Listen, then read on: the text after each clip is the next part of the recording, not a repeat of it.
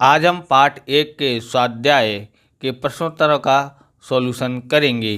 पहला है यहाँ पर क्वेश्चन नंबर 1, निम्नलिखित प्रश्नों के उत्तर एक एक वाक्य में दीजिए। पहला है रानी की वाव का निर्माण किसने करवाया था। तो इसका आंसर है यहाँ पर लिखा है रानी की वाव का निर्माण किसने करवाया था। तो उत्तर है रानी की वाव का निर्माण रानी उदयमती ने करवाया था। दूसरा क्वेश्चन है चौहान वंश के शासक प्रारंभ से कहाँ शासन करते थे। उत्तर है चौहान वंश के शासक प्रारंभ में गुजरात और राजस्थान में शासन करते थे। तीसरा क्वेश्चन है अड़हिलवाड़ पाटन की स्थापना किसने की थी। अड़हिलवाड़ पाटन की स्थापना वनराज चावड़ा ने की थी। चौथा क्वेश्चन है वाघेला वंश का अंतिम शासक कौन था। उत्तर है वाघेला वंश का अंतिम शासक कर्णदेव वाघेला था।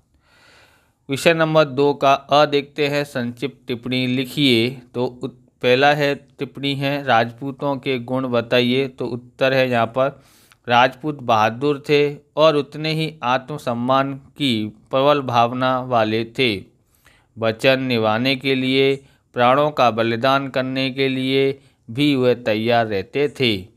राजपूत दुश्मन को पीठ दिखाने के बदले वे मृत्यु को पसंद करते थे, मृत्यु को गले लगाने पसंद करते थे। राजपूत गौ ब्राह्मण प्रतिपालक थे, यानी कि गाय का और ब्राह्मण का पालन करते थे। शरण में आए हुए की वे हर हालत में रक्षा करते थे। लड़ाई में भी वे अधर्म का आचरण नहीं करते थे। भारतीय राजपूतानियाँ वीरत्व के लिए विख्यात थी। पुत्र और पति को प्रसन्न मुख से युद्ध के लिए विदा करती थी। सत्यत्व, निडरता और सत्य के लिए वे प्राण की भी चिंता नहीं करती थी। जरूरत पड़ने पर हाथ में तलवार लेकर युद्ध मैदान के लिए निकल पड़ती थी। अगला क्वेश्चन है राजपूत युग का व्यापार वाणिज्य। तो राजपूत युग में वाणिज्य व्यवस्था पर देखरेख रखने के लिए एक अलग विभाग था। यह विभाग विदेशी व्यापार पर सीमा शुल्क वसूल करने, वस्तुओं का मूल्य निर्धारण करने और राज्य में आवश्यक वस्तुएं मंगवाने आदि की व्यवस्था करता था। मुख्य कर जमीन की उपज का छठा भाग था। राजपूत युग में जमीन पर लगने वाला कर भाग कहलाता था। आज भी जमीन पर कर लिया जाता है। बंदरगाह और नाका पर तथा सिंचाई पर कर वसूल किया जाता था।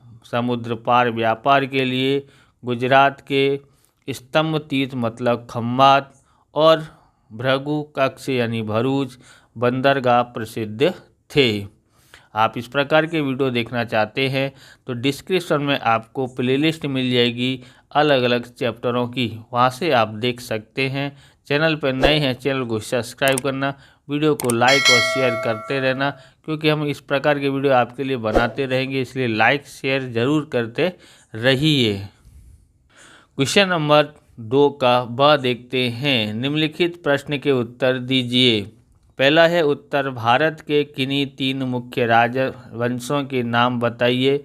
उत्तर है कन्नौज का गढ़वाल राज्य, दूसरा है बुंदेलखंड के चंदेल, तीसरा है मालवा का परमार राज्य और चौथा है अड़हिलवाड़ का चालुक्य यानी सोलंकी राज्य, डाहल का चेदी राज्य और छठा है शाकंभरी का चौहान राज्य, सातवां है दक्षिण राजस्थान का गोहिल राज्य। इसमें से आपको सिर्फ 3 लिखने का है, जो आपको पसंद हो।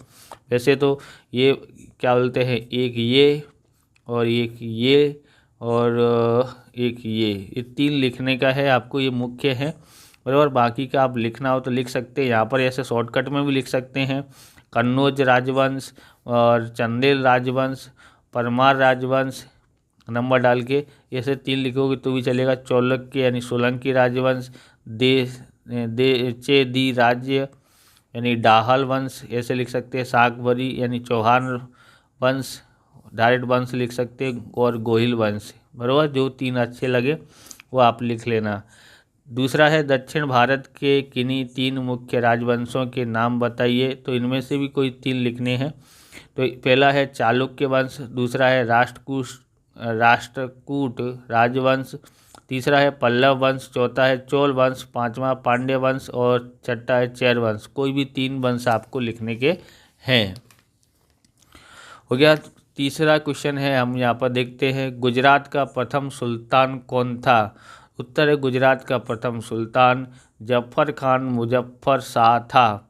वह ईस्वी सन 1407 में सुल्तान बना था। अब देखते हैं चौथा, राजमाता मिलन देवी ने प्रजा कल्याण के लिए कौन कौन से कार्य किए थे। उत्तर है राजमाता मिलन देवी आदर्श माता थी। उन्होंने प्रजा को न्याय देने के लिए अनेक कार्य किए थे। सोमनाथ की यात्रा कर बंद करवाने में और धुलका में मलाव तालाब के निर्माण में उनका ही निर्णय था। अगले क्वेश्चन देखते हैं। आगे देखते हैं क्वेश्चन नंबर 3 का अ। नीचे दिए विकल्पों में से सही विकल्प ढूंढकर उत्तर लिखें। पहला है उत्तर भारत में किस राजा की मृत्यु के बाद छोटे छोटे राज्य स्वतंत्र हुए। ऑप्शन ए पुलकेशी द्वितीय, option B Harshavardhan, option C Mihir Bhoj, option D Ashok. तो इसका आंसर आता है ऑप्शन बी हर्षवर्धन। दूसरा है बुंदेलखंड का राज्य बाद में किस नाम से जाना गया। Option A Jejakabhukti, option B Ujjaini, option C Pratihar, option D Chalukya. इसका आंसर आता है ऑप्शन ए जेजाक भुक्ति। अगला देखते हैं, यहाँ पर तीसरा है, मालवा के परमार वंश के शासकों में निम्नलिखित में से किसका समावेश नहीं होता है। Option A Kumarpal, option B Bhoj, option C Siyak, option D Munj. तो इसका आंसर आता है ऑप्शन ए कुमारपाल। चौथा है, 8वीं शताब्दी में बंगाल में किस वंश का शासन था। ऑप्शन ए चंदेल वंश, ऑप्शन बी परमार वंश, ऑप्शन सी पाल वंश, ऑप्शन डी प्रतिहार वंश। इसका आंसर आता है ऑप्शन सी पाल वंश आता है। 5वां है, रानी की वाव किस वंश के शासनकाल में बनी थी। ऑप्शन ए चावड़ा वंश, ऑप्शन बी सोलंकी वंश, ऑप्शन सी बाघेला वंश, ऑप्शन डी मैत्रिक वंश। इसका आंसर आता है ऑप्शन बी सोलंकी वंश आता है। आगे देखते हैं सही जोड़े। बराबर, ब है क्वेश्चन नंबर 3 का ब, सही जोड़े मिलाइए। ए राज्य है, बी शासक है। सबसे पहले देखते हैं सेन वंश।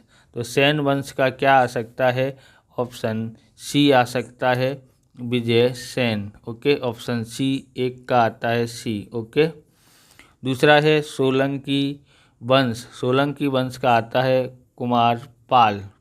बराबर, इसका ई है, 2 का ई। और तीसरा है पाल वंश। पाल वंश का आता है डी गोपाल। क्या आएगा, गोपाल। ओके, इसका डी आता है। और चौथा है राष्ट्रकूट वंश। तो चौथे का बी आता है गोविंद तृतीय।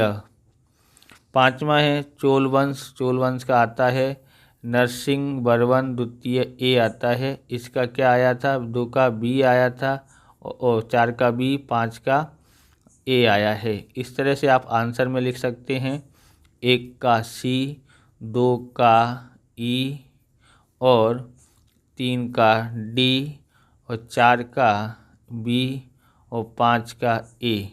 बराबर, इस प्रकार से ये वीडियो पूरा होता है। अगर आपको हमारा वीडियो अच्छा लगे तो लाइक करें, शेयर करें, कमेंट करें।